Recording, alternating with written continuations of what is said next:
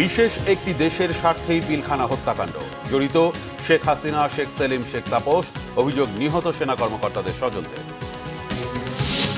BDR বিদ্রোহ নিয়ে সেনাবাহিনীর তদন্ত রিপোর্ট প্রকাশের দাবি বিএনপি। ভারত বন্ধুত্বপূর্ণ সম্পর্ক চাইলে শেখ হাসিনাকে ফেরত পাঠাতে হবে বলেছেন মেজর হাফিজ। পরিবর্তিত বাংলাদেশ দেখতে নরেন্দ্র মোদীকে ঢাকায় আমন্ত্রণ ডক্টর ইউনূসের। অবাধ, সুষ্ঠু, গ্রহণযোগ্যমূলক নির্বাচনের প্রত্যয়। স্বাস্থ্যসেবার মান জনমুখী করতে বৈষম্য বিরোধী ছাত্র আন্দোলনের 90 দিনের আলটিমেটাম। আন্দোলনে আহতদের চিকিৎসা নিশ্চিতে সরকারকে আহ্বান। দেখছিলেন সংবাদ শিরোনাম, এবার বিস্তারিত। পিলখানা হত্যাযজ্ঞে তখনকার প্রধানমন্ত্রী শেখ হাসিনা, তার পরিবারের সদস্য ব্যারিস্টার ফজলে নূর তাপস ও শেখ সেলিম জড়িত। অভিযোগ করেছেন তৎকালীন বিডিআরের মহাপরিচালক মেজর জেনারেল শাকিল আহমেদের ছেলে রাকিন আহমেদ। বিশেষ একটি দেশের স্বার্থ রক্ষায় শেখ হাসিনা সেনা অফিসারদের হত্যা করেন বলে অভিযোগও করা হয়। দ্রুত সময়ে কমিশন গঠন করে নতুন করে তদন্ত এবং আগের তদন্তগুলোর রিপোর্ট প্রকাশের দাবি শহীদ পরিবারের সদস্যদের। শনিবার এক সংবাদ সম্মেলনে এসব কথা বলেন তারা। বিস্তারিত জিয়া খানের রিপোর্টে। 2009 সালের 25 ফেব্রুয়ারি তৎকালীন বিডিআর সদর দপ্তর পিলখানায় বিদ্রোহের নামে সেনাবাহিনীর 57 কর্মকর্তাকে নির্মমভাবে হত্যা করা হয়। সাথে 17 জন বেসামরিক ব্যক্তিকেও হত্যা করে খুনিরা। শনিবার বেলা 12টায় রাজধানীর মহাখালীতে এক সংবাদ সম্মেলনে শহীদ পরিবারের সদস্যরা দাবি করেন, পিলখানা হত্যাকাণ্ডের করা মামলার বিচারটি ছিল ত্রুটিপূর্ণ।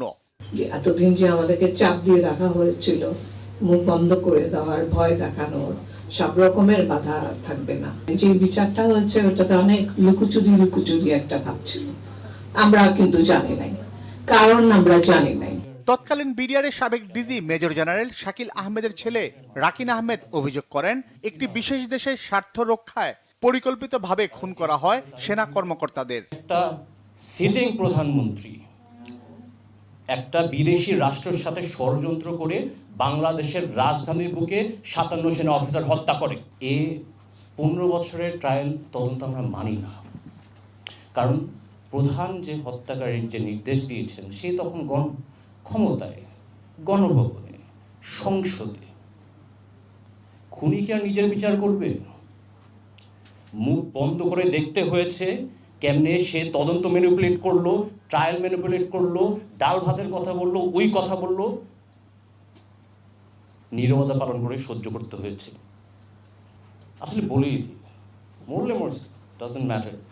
এই হত্যাকাণ্ডের সাথে জড়িত শেখ হাসিনা, ফজলে নূর তাপস, শেখ সেলিম আর তাদের অনেক লোক আছে যাদের সাথে কমপ্লিসিট। আমি ক্ষমা চেয়ে নয়, বলে দিলাম, এটা সত্য। আর ওই নাটক সাজানো, এই রহস্যময় আমরা আর চাই না। ডাল ভাত কর্মসূচির নামে বিদ্রোহের খবরটি মিথ্যা বলেও দাবি করেন তারা। It's an international conspiracy. It had nothing to do with the ডাল ভাত অপারেশন, যেটা তখন তারা ওইভাবে করে পোর্ট্রে করার জন্যই একটার পর একটা সিচুয়েশন ক্রিয়েট করেছে। 16 বছরের না বলা কথাগুলো জাতিকে জানাতে গণমাধ্যমকে অনুরোধ করেন শহীদ পরিবারের সদস্যরা। কেন এত বছর ধরে আমরা এখন পর্যন্ত সাধারণ জনগণ জানতেই পারে না যে ইনসিডেন্টটা কেন হয়েছে। শহীদ সেনা দিবস পালন করা 25 ফেব্রুয়ারি আমি নিজেই বলেছিলাম দেশ প্রধানকে, কিন্তু তখন আমি উত্তর পেয়েছিলাম যে আর কত শহীদ দিবস করব। শহীদদের স্মরণ সভায় বেশ কয়েকটি দাবি তুলে ধরা হয়। হাইকোর্ট ডিভিশনের রায় মোতাবেক 3 জন জজ যে ইনকোয়ারি কমিশনের কথা বলেছে, অবিলম্বে সেই ইনকোয়ারি কমিশন গঠন করতে হবে। এতে আমরা মনে করি যে পর্দার আড়ালে রয়ে যাওয়া ষড়যন্ত্রকারীদের নাম বেরিয়ে আসবে। প্রাণে বেঁচে যাওয়া এই সেনা কর্মকর্তা সেই বিভীষিকার কথা বলতে গিয়ে কান্নায় ভেঙে পড়েন। হাত উপরে তুলে আমি যে দিক দিয়ে ঢুকেছিলাম সেদিক দিয়ে টয়লেট থেকে বের করলো। বেরোয় আমি প্রথমেই ডান দিকে তাকালাম, কারণ আমি জানতাম যে ডিজিকে ওই জায়গায় ডিজির লাশটা পড়েছিল, যখন ওনাকে মারে ওখানে পড়েছিল। আমি তাকায় দেখলাম ডিজির ডেড বডি ওখানেই পড়ে আছে। বাঁয়ে তাকায় দেখলাম যে আমার কয়েকজন পরিচিত ডেড বডি আমার সামনে, একদম আমি যেখানে দাঁড়ায় আছি তার নিচেই পড়ে আছে। ওখানে এসেছেন ডেড বডি ছিল, মুশিয়রের ডেড বডি ছিল, আরও আমি যাদের ছিলি সব ওখানে পড়ে রয়েছে। পিলখানা হত্যাকাণ্ডে নির্দোষ কেউ যেন হয়রানি না হয় সে দাবিও জানান শহীদদের সন্তানেরা। এটা খুব পরিষ্কারভাবে এখন বোঝা যাচ্ছে। জিয়া খান, বাংলা ভিশন, ঢাকা। বিএনপি নেতারা বলেছেন, শেখ হাসিনা ইতিহাসের সবচেয়ে বড় ঘাতক। গণহত্যার দায়ে তার বিচার করতে হবে। ভারত বন্ধুত্বপূর্ণ সম্পর্ক চাইলে শেখ হাসিনাকে দেশে ফেরত পাঠাতে হবে।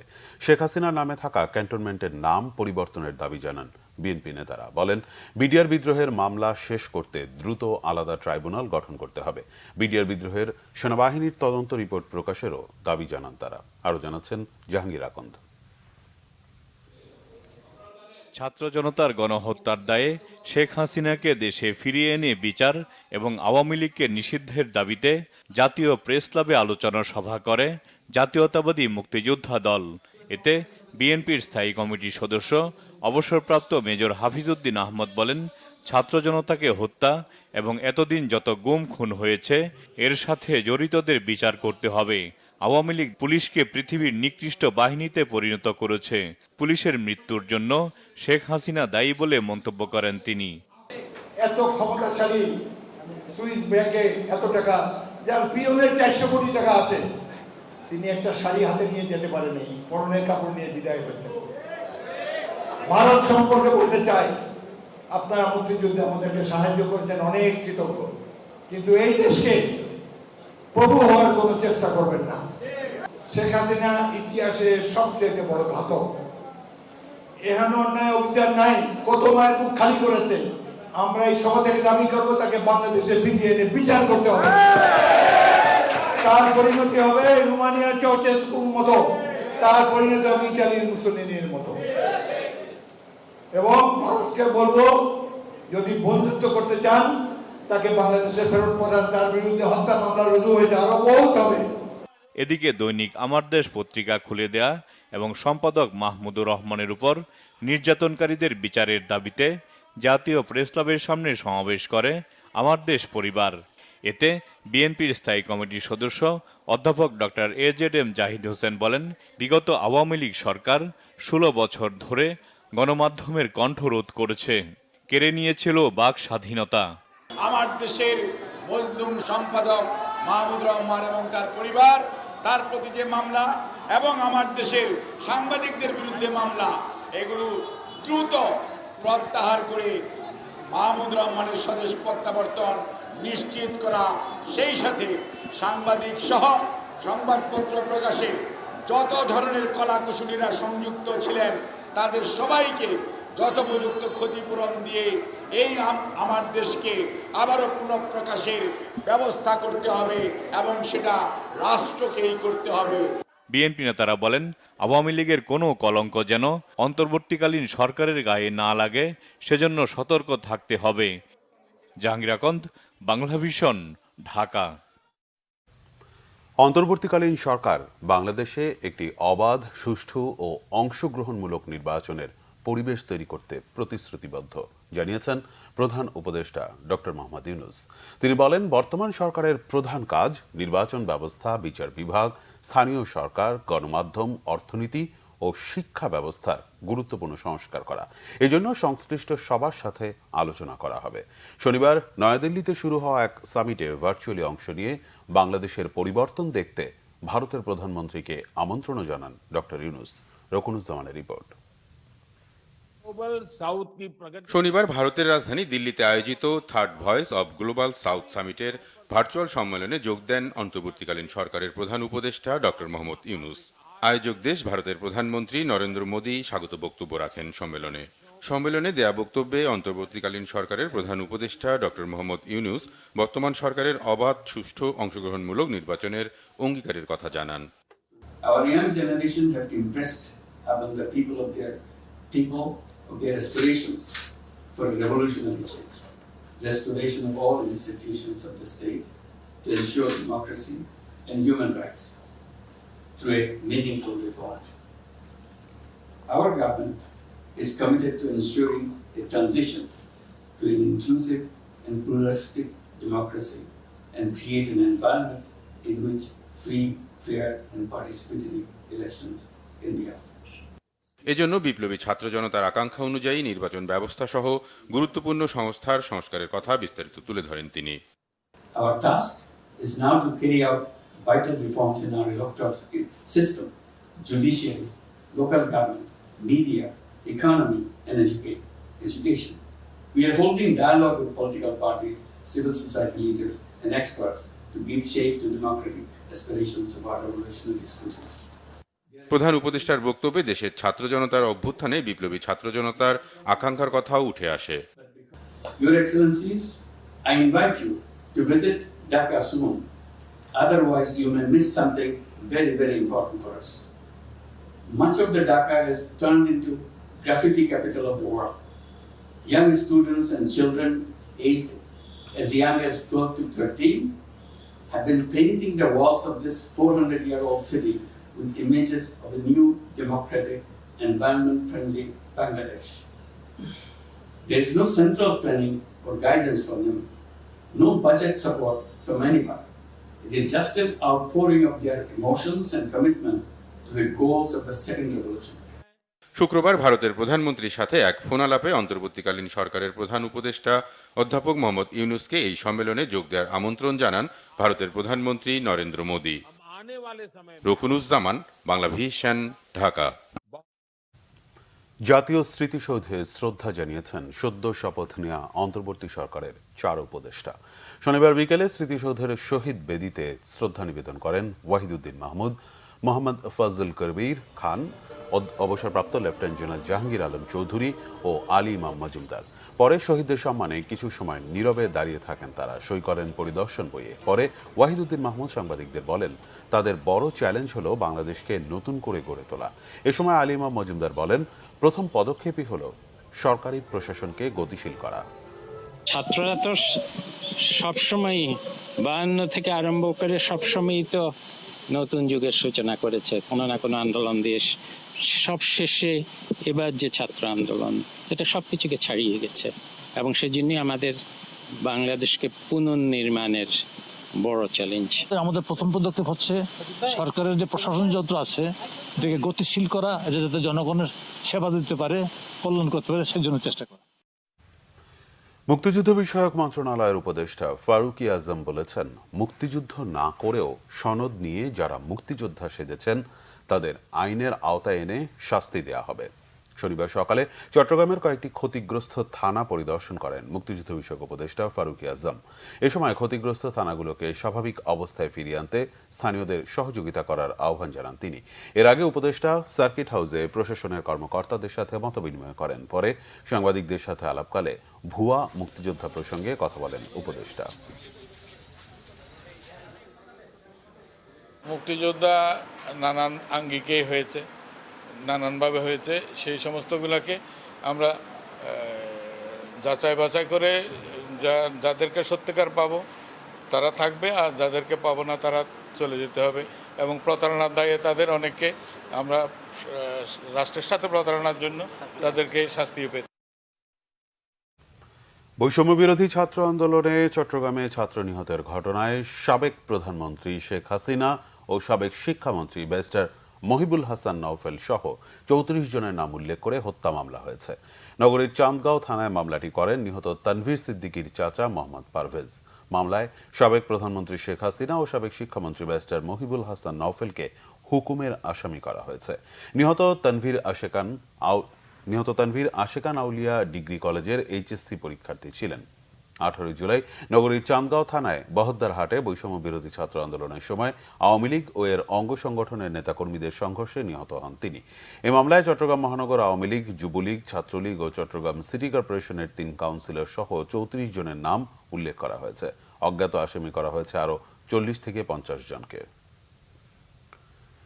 স্বাস্থ্য ব্যবস্থাপনা ও সেবার মান জনমুখী করতে 90 দিনের আলটিমেটাম দিয়েছেন বৈষম্য বিরোধী ছাত্র আন্দোলনের সমন্বয়করা। এছাড়া আন্দোলনে আহতদের চিকিৎসা নিশ্চিতেও সরকারের প্রতি আহ্বান জানিয়েছেন তারা। পাশাপাশি বেসরকারি হাসপাতালগুলোকে ওষুধ খরচ ছাড়া আন্দোলনে আহতদের চিকিৎসার খরচ ফেরত দেওয়ারও আহ্বান জানিয়েছে শিক্ষার্থীরা। রিপোর্ট রিশান নাসরুল্লাহর। দেশের সরকারি বেসরকারি বিভিন্ন হাসপাতালে চিকিৎসা নিচ্ছেন বৈষম্য বিরোধী ছাত্র আন্দোলনে আহত শিক্ষার্থীরা।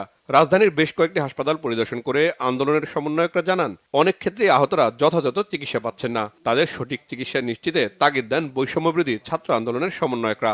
রোগী জানে না ফ্রি দেওয়া হচ্ছে, রোগীকে বিভিন্নভাবে বোঝানো হচ্ছে এটা লাগবে এটা লাগবে। যে মধ্যস্বত্ব ভোগীরা এতদিন ধরে বাংলাদেশে এগুলো করেছে, অসৎভাবে টাকা ইনকাম করেছে, তাদেরকে আমরা হুঁশিয়ার করে দিতে চাই প্রশাসনের সহযোগিতায় ফার্দার আমরা যদি কাউকে এরকম কোনো কাজের মধ্যে দেখি তাদের বিরুদ্ধে চাকরিচ্যুত করা সহ যত ধরনের পদক্ষেপ নেওয়ার জন্য যত ধরনের ব্যবস্থা আমাদের পক্ষে নেওয়া দরকার আমরা তার সবগুলোই নিব। পরে স্বাস্থ্য অধিদপ্তরের সাথে শিক্ষার্থীদের বৈঠকে চিকিৎসা ব্যয় সরকার বহন করবে বলে নিশ্চিত করা হয়। এ সময় বেসরকারি হাসপাতালে চিকিৎসা গ্রহণকারীদের অর্থ ফেরত দেওয়ার অনুরোধ জানানো হয়। আন্দোলনকারী যারা রয়েছে ঢাকার হোক ঢাকার বাইরের হোক সকলের এই চিকিৎসা ফিটি যেন মওকুফ করা হয়, কিংবা যদি সেখানে কোনো পেমেন্ট করা প্রয়োজন হয় সেটি যেন রাষ্ট্র সেই দায়িত্বটি নেয়। যারা ইতিমধ্যে প্রাইভেটে টাকা দিয়ে দিয়েছেন তাদের টাকাটি রিফান্ড করা হবে এবং পরবর্তীতে প্রাইভেটে আর কোনো ধরনের চিকিৎসার টাকা লাগবে না। স্বাস্থ্য ব্যবস্থাপনা ও সেবার ক্ষেত্রে অনিয়মের অভিযোগ করে তা জনমুখী করতে অন্তর্বর্তীকালীন সরকারকে সময় বেঁধে দেন সমন্বয়করা। যদি রাজনৈতিক আধিপত্য না থাকে, যদি কোনো ধরনের পলিসি ম্যানিপুলেশন না থাকে, টেন্ডারবাজি বা মাফিয়াতান্ত্রিক যে প্রবণতা, স্বৈরতান্ত্রিক যে প্রবণতা সেটি যদি না থাকে, তাহলে 90 দিনের মধ্যে এই স্বাস্থ্য খাতকে ওনারা জনমুখী স্বাস্থ্য খাত হিসেবে আমাদেরকে উপহার দিতে পারবেন। প্রত্যেকটি হাসপাতালে একটি অভিযোগ বাক্স খোলা হয়েছে, যেটি লাল একটি অভিযোগ বাক্স থাকবে। যে কেউ যে কোনো হাসপাতালে, সেটি সরকারি হোক বেসরকারি হোক, প্রতারিত হলে পরে সেই অভিযোগ বক্সে অভিযোগ দান করবেন এবং 24/7 হেল্প ডেস্ক থাকবে। এ সময় সমন্বয়করা আরও জানান, দেশের অনেক জায়গায় আন্দোলনে আহতদের চিকিৎসার জন্য টাকা তোলার অভিযোগ পাওয়া গেছে। এর সাথে বৈষম্যবিরোধী ছাত্র আন্দোলনের কোনো সম্পর্ক নেই বলেও দাবি তাদের। Rishan Nasrullah, Bangla vision, Dhaka. Premier league ফুটবলে সেরা 4-এ থাকার লক্ষ্যে নতুন উদ্যমে আহ্বায়ক কমিটি গঠন করেছে ঐতিহ্যবাহী ক্লাব ব্রাদার্স ইউনিয়ন। 22 সদস্যের কমিটির দায়িত্বে ইঞ্জিনিয়ার ইশরাক হোসেন। গোপীবাগের ক্লাবটির সাবেক চেয়ারম্যান ও অন্যতম পৃষ্ঠপোষক মরহুম সাদেক হোসেন খোকার পুত্র ইশরাক হোসেন বলেন, তার উপর অর্পিত দায়িত্বে প্রধান চ্যালেঞ্জ ব্রাদার্সের গৌরবের ঐতিহ্য ফিরিয়ে আনা। তিনি আরো বলেন, গত 15 বছরে স্বেচ্ছাচারিতা আর স্বৈরশাসনে ক্ষতিগ্রস্ত হয়েছে এই ক্লাবটি, পড়েছে চরম দুর্দশায়। মানিক মাহমুদের রিপোর্ট। ব্রাদার্স ইউনিয়ন গোপীবাগের এই ক্লাবটির খ্যাতি ও সাফল্যের ইতিহাস বেশ দীর্ঘ। একসময় ঘরোয়া ফুটবলের তৃতীয় শক্তি হিসেবে পরিচিত ছিল ক্লাবটি। সর্বশেষ 2003-04 ও 2005 মৌসুমে টানা 2 বার প্রিমিয়ার লিগের শিরোপা জিতেছিল ব্রাদার্স। পরবর্তীতে বিগত সরকারের আমলে আর্থিক সংকট ও ক্লাব কর্মকর্তাদের ব্যর্থতায় অবনতির দিকে যেতে থাকে ক্লাবটি। ক্লাবের 3 জন কর্মকর্তা বাফুফের নির্বাহী কমিটিতে থাকলেও খেলাধুলার চেয়ে অন্য কিছুতেই বেশি আগ্রহ ছিল তাদের। ফলে প্রিমিয়ার লিগে অবনমনে লজ্জায় পড়তে হয় ঐতিহ্যবাহী ক্লাবটিকে। বিগত সরকারের পতনের পর নতুনভাবে জেগে উঠেছে ব্রাদার্স ইউনিয়ন। মরহুম সাদেক হোসেন খোকার সুযোগ্য পুত্র ইঞ্জিনিয়ার ইশরাক হোসেনকে প্রধান করে গঠন করা হয়েছে আহ্বায়ক কমিটি। 2009 সালে আওয়ামী লীগ সরকার ক্ষমতা গ্রহণ করার পরবর্তীতে এই ক্লাবটা চর দখলের মতো বেদখল হয়ে যায়। তখন আওয়ামী লীগের যারা দলীয় নেতাকর্মীরা তারা এই ক্লাবটিকে বিভিন্নভাবে ব্যবহার করেছে। কিভাবে ক্যাসিনো বাণিজ্য এবং বিভিন্ন অনৈতিক অন্যায় কাজে ব্যবহার করা হয়েছে এটা আপনারা দেখেছেন। অতএব আমরা মনে করি টিমটা পড়ে যাওয়ার রিজন এইটাই যে এই ক্লাবটা তো একটা স্পোর্টিং ক্লাব, এখানে ক্রীড়ার দিকে মনোযোগ না দিয়ে অন্যভাবে কিভাবে ব্যবহার করা যায় সেদিকে আওয়ামী লীগের যারা নেতা কর্মী যারা এখানে দখল করেছিল তাদের মনোযোগটা সেদিকেই ছিল। ব্রাদার্স ইউনিয়ন ক্লাবের সাথে আমার রক্তের সম্পর্ক এবং এটা নিয়ে বহু পরিকল্পনা হয়তো আমি অজান্তে নিজ মনে আমি করেছি যে একসময় এটাকে আমরা আন্তর্জাতিক মানের ফ্যাসিলিটি এখানে তৈরি করব। বাংলাদেশের ক্রিকেট ফুটবল সহ বিভিন্ন ক্রীড়াক্ষেত্রে ব্রাদার্স ইউনিয়ন ক্লাব 1 নম্বর হবে, আমরা চ্যাম্পিয়ন হব। তো হয়তো বা সেই একটা পরিবর্তিত অবস্থায় এই সুযোগটি এসেছে, এখন আমি কাজ করে যাব। জীর্ণদশা কাটিয়ে ব্রাদার্সকে আবারও ঢেলে সাজানোর চ্যালেঞ্জ নতুন আহ্বায়কের। 22 আগস্ট পর্যন্ত এই মৌসুমের প্রিমিয়ার লিগের দল বদলের সময় বাড়িয়েছে ফিফা। এই অল্প সময়ে যতটা সম্ভব মানসম্মত দল করতে চান ইঞ্জিনিয়ার ইশরাক হোসেন। 22 সদস্য বিশিষ্ট একটি আহ্বায়ক কমিটি করেছি। পরিকল্পনা হচ্ছে যে আমরা যে ক্রিকেট টিম এবং ফুটবল টিম এই দুইটা টিমকে আমরা নতুনভাবে তৈরি করব যাতে করে আমরা চ্যাম্পিয়নশিপ ফাইট দিতে পারি। আমরা বাংলাদেশের 1 নম্বর ক্লাব হিসেবে দুইটি ক্ষেত্রে আমরা আগামী দিনে চ্যাম্পিয়ন হতে চাই এবং আমরা ফাইট দিতে চাই। অল্প সময় যেটুকু আমরা পেয়েছি আমি ওই সময় ওইভাবে প্লেয়ারদের সাথে কথা বলেছি যেন এই কয়েকদিনের মধ্যেই আমরা আমাদের যে স্ট্রেংথ যেটা আমরা চাই যে ফাইট দেওয়ার জন্য, আমার মনে হয় ইনশাল্লাহ আমরা কামিয়াব হব এবং একটা সুন্দর ফাইটিং টিমই আমরা গঠন করব। দল বদল ছিল 17 তারিখ, হয়েছে 19 তারিখ, এখন হচ্ছে 22 তারিখ। এর মধ্যে আমরা যতটুকু সম্ভব আমরা চেষ্টা করব টিকে থাকার জন্য। এর পরবর্তীতে আমরা যে চ্যাম্পিয়ন ফাইটের দিকে আমরা হাত বাড়াবো। বীর মুক্তিযোদ্ধা ও বিশিষ্ট ক্রীড়া ব্যক্তিত্ব সাদেক হোসেন খোকা 1972 সালে ব্রাদার্স ইউনিয়নের দায়িত্ব নিয়ে ক্লাবটিকে নিয়ে যান সাফল্যের পথে। কাজী সালাউদ্দিন, এনায়েত, সেলিম, হাসানুজ্জামান খান বাবলু, মহসিন, টুটুল, মানিক, লিটন, আরমান, আলফাজ, বিপ্লব, রজনী সহ বহু নামী এবং দামি খেলোয়াড় খেলেছেন ঐতিহ্যবাহী এই ক্লাবটিতে। মানিক মাহমুদ, বাংলা ভিশন, ঢাকা। 7 দফা দাবিতে মানববন্ধন করেছেন জাতীয় দল ও প্রিমিয়ার লিগের ফুটবলাররা। তাদের অন্যতম দাবি প্রিমিয়ার লিগে প্রত্যেক দলের অংশগ্রহণ নিশ্চিত করা। কিন্তু শনিবার লিগ কমিটির প্রতিনিধিদের কেউ বাফুফে ভবনে উপস্থিত না থাকায় ফুটবলাররা 7 দফা দাবির চিঠি তুলে দেন বাফুফের সাধারণ সম্পাদক ইমরান হোসেন তুষারের হাতে। দেশের রাজনৈতিক পট পরিবর্তনে শেখ জামাল ধানমন্ডি ক্লাব, শেখ রাসেল কেসি, চট্টগ্রাম আবাহনীর মতো ক্লাবগুলোর দল গঠন অনিশ্চিত। এতে কঠিন সমস্যায় পড়েছেন ফুটবলাররা। এই 3টি ক্লাবে বেশ কয়েকজন ফুটবলারের সাথে কথা চূড়ান্ত করলেও 5 আগস্টের পর আর্থিক কারণ এবং গুরুত্বপূর্ণ কর্মকর্তারা গা ঢাকা দেয় এই ক্লাবগুলো আর ফুটবলারদের দল বদলে আগ্রহী নয়।